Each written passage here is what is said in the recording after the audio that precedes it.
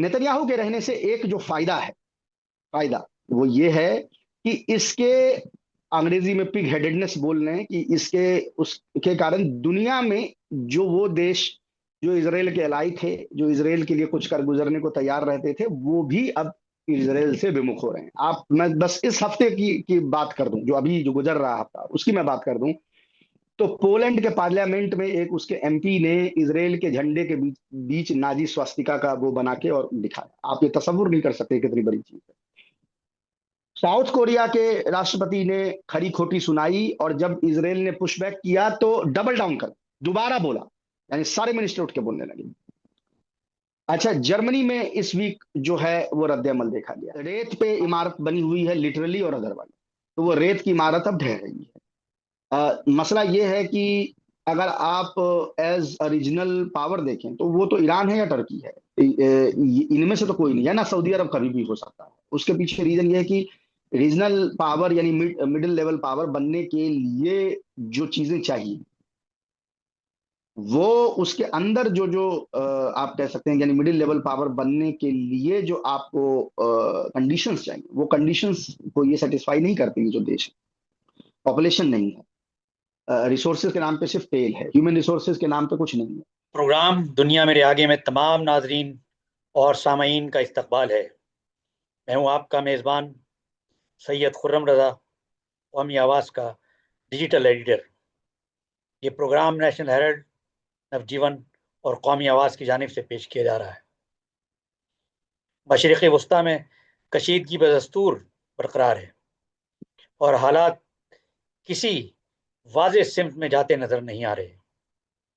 बज़ाहिर अमरीका इस तनाज़े से निकलने का रास्ता तलाश रहा है, जिसका अंदाज़ा इसके हालिया बयानात से लगाया जा सकता है।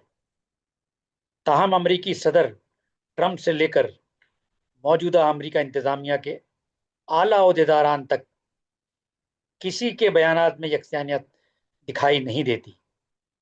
ये तजाद इस सवाल को जन्म देता है कि आया ये सब एक मुनज़्ज़म सफारती हिकमत अमली का हिस्सा है या फिर गैर यकीनी सूरत हाल और दबाव का नतीजा। बदलते बयानात और गैर वाज़ेह मौक़िफ़ ने आलमी सतह पर भी तशवीश पैदा कर दी है। इन्हीं अहम पहलुओं को समझने के लिए आज के पॉडकास्ट में हमने अपने क़ारीन की रहनुमाई के लिए सौरभ कुमार शाही से चंद अहम सवालात किए हैं, ताकि इस पेचीदा सूरत हाल के बेहतर वजाहत हो सके। सौरभ साहब, ये बताइए कि दोनों ममालिक के दरमियान मज़ाकरात होंगे भी या सिर्फ बयानात ही जारी रहेंगे? देखिए सर, कल रात यानी अपने भारत के टाइम के हिसाब से आज सुबह लुबनान में जंगबंदी जो है वो अनाउंस कर दी गई। और आपको याद होगा जो पहले राउंड की बातचीत हो रही थी, उससे पहले ईरान ने इंसिस्ट किया था कि जो जंगबंदी होगी वो पूरे के पूरे रेसिस्टेंस एक्सिस पे होगी, यानी वो सिर्फ कि, यानी लुबनान में है और यहाँ पे ना हो, ऐसे नहीं हो सकती, या ईरान में हो और लुबनान में ना हो, ऐसा नहीं हो सकता। तो उस हिसाब से उसको यानी पूरे के पूरे जंगबंदी को देखा गया है। ईरान इसको इंसिस्ट कर रहा था। पहले ट्रंप ने उस ट्वीट को रीशेयर किया था, आपको याद होगा, फिर वो उससे मुकर गया। ईरान ने कहा कि भाई उसके बिना ये बात आगे नहीं बढ़ सकती, तो वो पूरा का पूरा उन्होंने इंसिस्ट किया।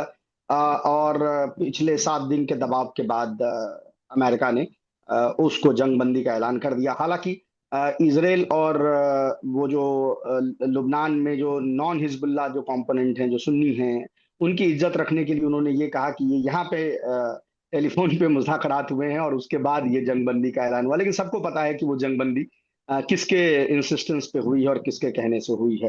तो अगर सेकेंड राउंड को ना होना होता तो मेरे ख्याल से इतनी मेहनत की कोई जरूरत फिर नहीं थी। हालांकि पहले राउंड के जैसे मुज़ाकरात खत्म हुए थे तो वांस ने निकल के कहा था कि ये जो है वो यानी फेल हो गया है।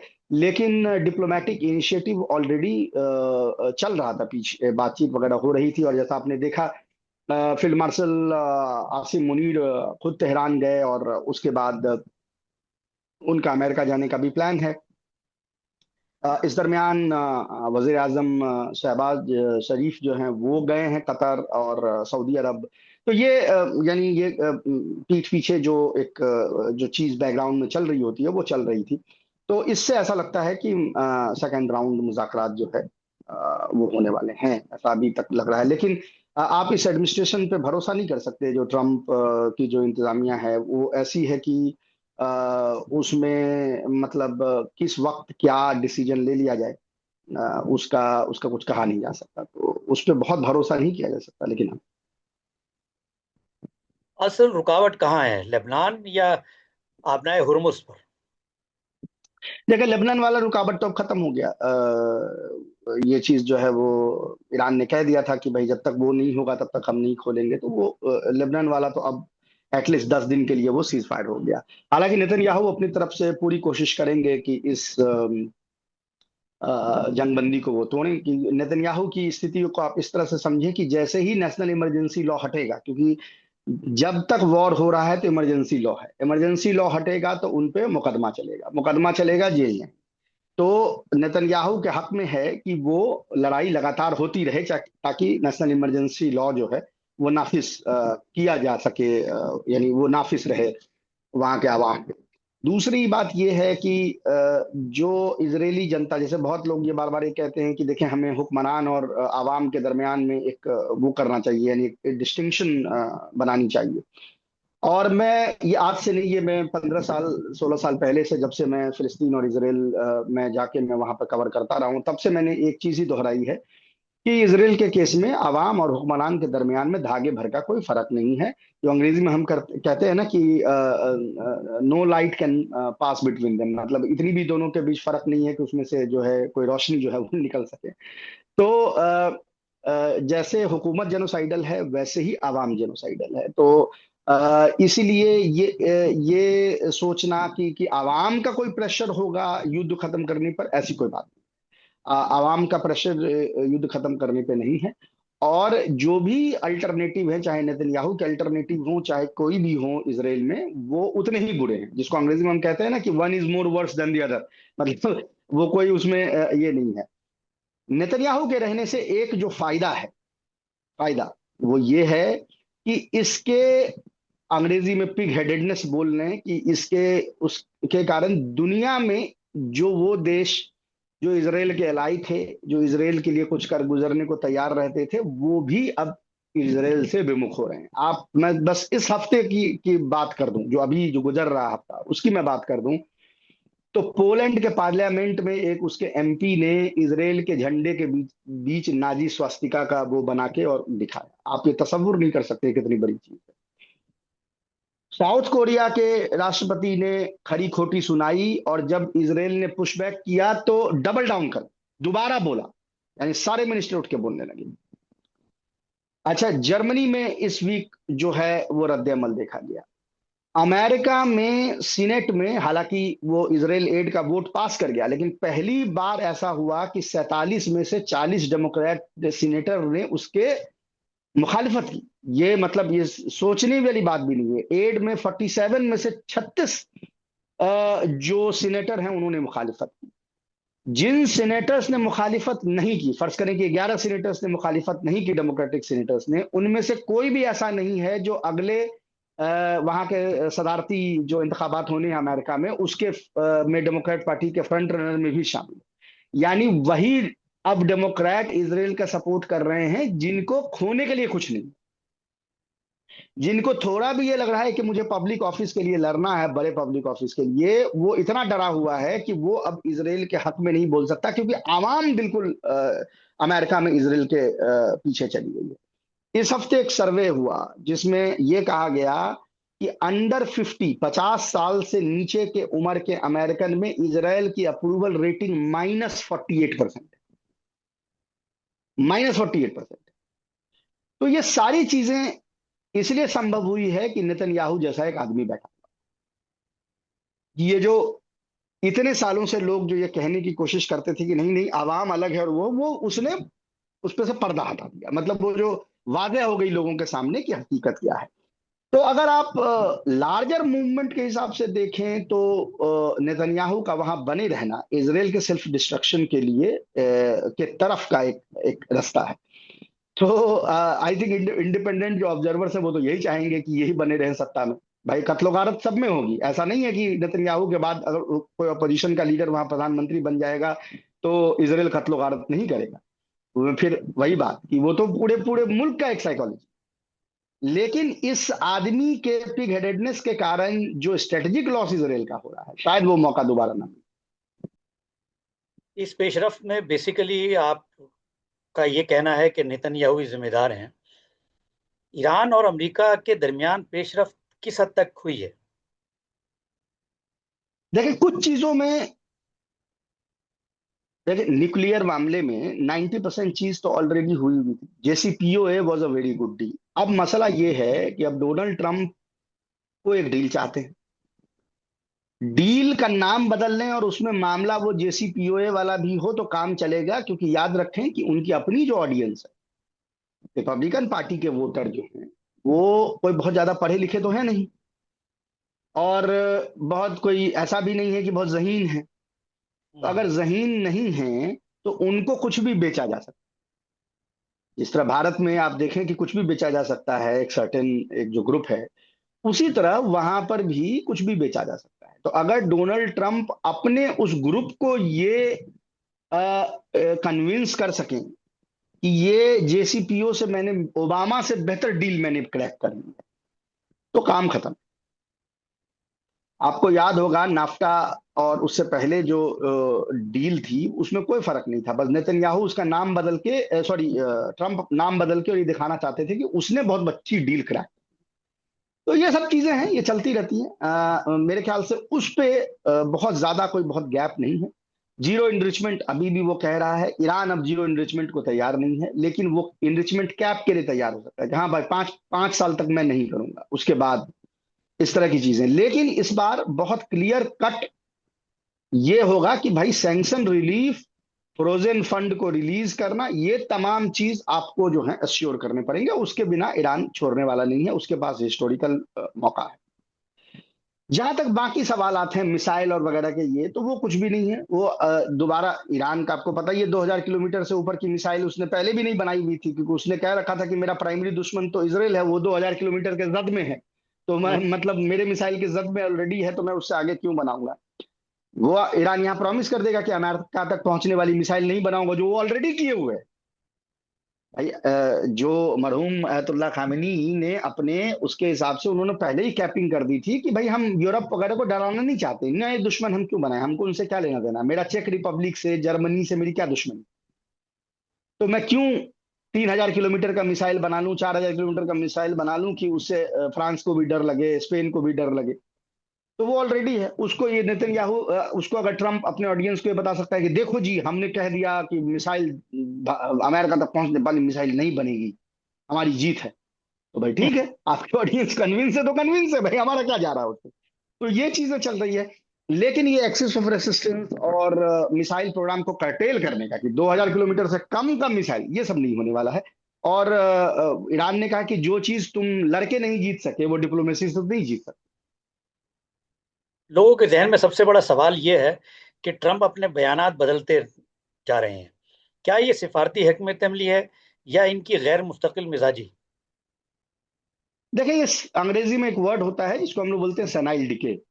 आपकी उम्र बढ़ती है, आपके वो जहनी तौर पे आप कमजोर होते जाते हैं, आप भूलने लगते हैं। वो उसको कॉग्निटिव डिक्लाइन कहते हैं, और ये कॉग्निटिव डिक्लाइन का एक इशारा है। कोई भी आदमी, आप ये बताएं, जो अपने आप को कंजर्वेटिव कहता है, हालांकि क्या ही कंजर्वेटिव है, कितनी आप मतलब वो समझ ही सकते हैं उसके कितने जिनसी ताल्लुकात कितनी औरतों से रहे हैं और क्या क्या उसने किया, उसमें क्या ही वो कंजर्वेटिव, लेकिन खैर बहरहाल कहने के लिए तो कंजर्वेटिव अमेरिका को रिप्रेजेंट करता है, रिपब्लिकन पार्टी को रिप्रेजेंट करता है। कोई भी आदमी जो रिपब्लिकन पार्टी को रिप्रेजेंट करेगा, क्या वो अपने वॉल पे अपनी एआई से अपने आप को ईसा मसीह के उसमें छवि में बनाने की कोशिश करेगा? उस तरह से कोई, ये किसी भी आपको लगता है कि स्टेबल दिमागी कंडीशन जिस आदमी की होगी वो ये काम करेगा? डेमोक्रेट कर सकता है कि भाई वो लादीनी है, लादीनी है तो उसको क्या फर्क पड़ता है जीसस क्राइस्ट कौन है कोई नहीं है, उसकी जो मर्जी वो करे। लेकिन जो अपने आप को ये कहता हो कि मैं कंजर्वेटिव वैल्यूज को रिप्रेजेंट करता हूँ, उसका ये करना, इसके कुछ कोई लॉजिक है? तो आप ये समझ सकते हैं कि कॉग्निटिव डिक्लाइन हो रहा है। दूसरा मसला ये है कि कोई बहुत, जैसा मैंने कहा, स्मार्ट आदमी पहले पहले भी नहीं था। अगर स्मार्ट बहुत हैं, आपका कॉग्निटिव डिक्लाइन होगा तो आप एवरेज जनता के बराबर पहुंचेंगे। आप हैं ही एवरेज और आपका कॉग्निटिव डिक्लाइन हो जाए तो आप कहाँ पहुंचेंगे? तो अब दिक्कत यह है कि अगर आपकी मैसेजिंग भी है तो दुनिया आपके मैसेजिंग को तो मान नहीं रही। पूरी दुनिया ये मान रही है कि आपका डिक्लाइन, एक स्ट्रेटेजिक डिक्लाइन अमेरिका का होगा।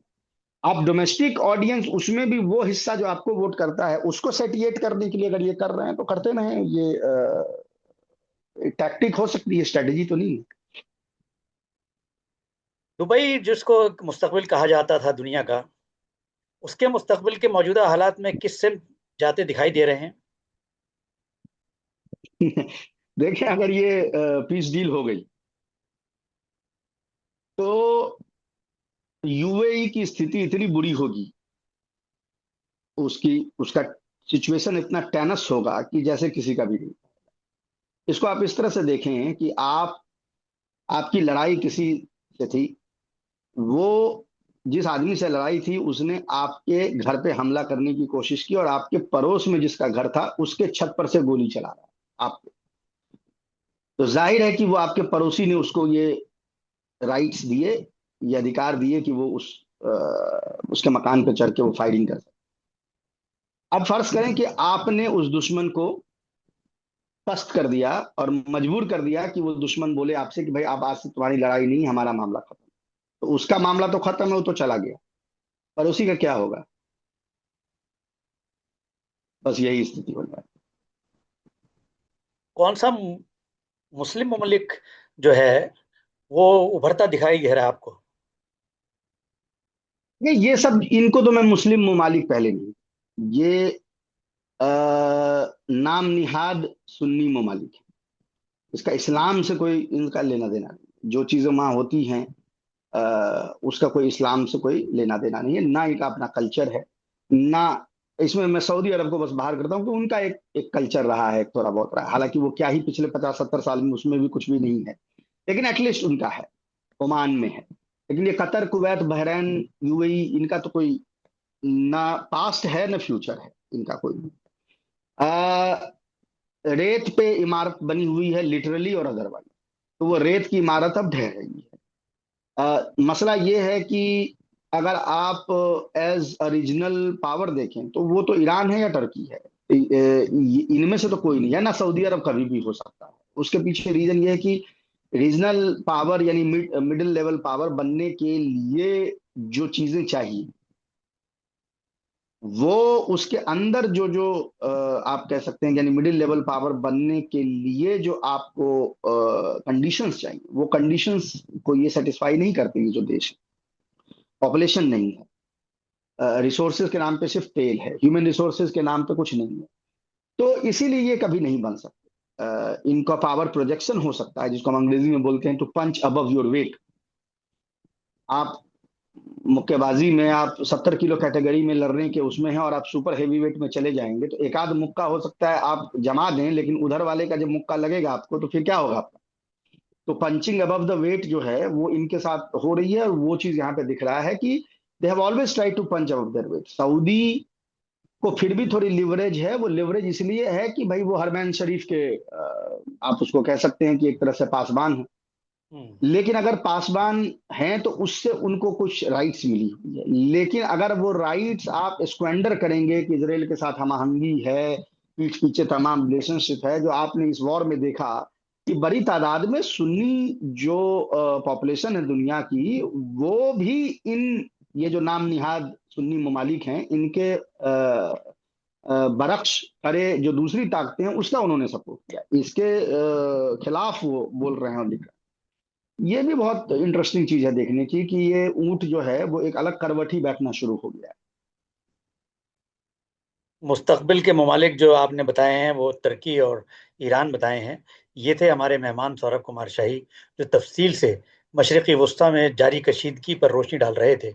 हमेशा की तरह आखिर में तमाम नाजरीन और सामीन से गुजारिश करता हूँ कि वो अपनी कीमती आरा और तजावीज़ ज़रूर इरसाल करें, ताकि हम प्रोग्राम दुनिया मेरे आगे को आपके लिए मज़ीद दिलचस्प और जामे और बामाने बना सकें।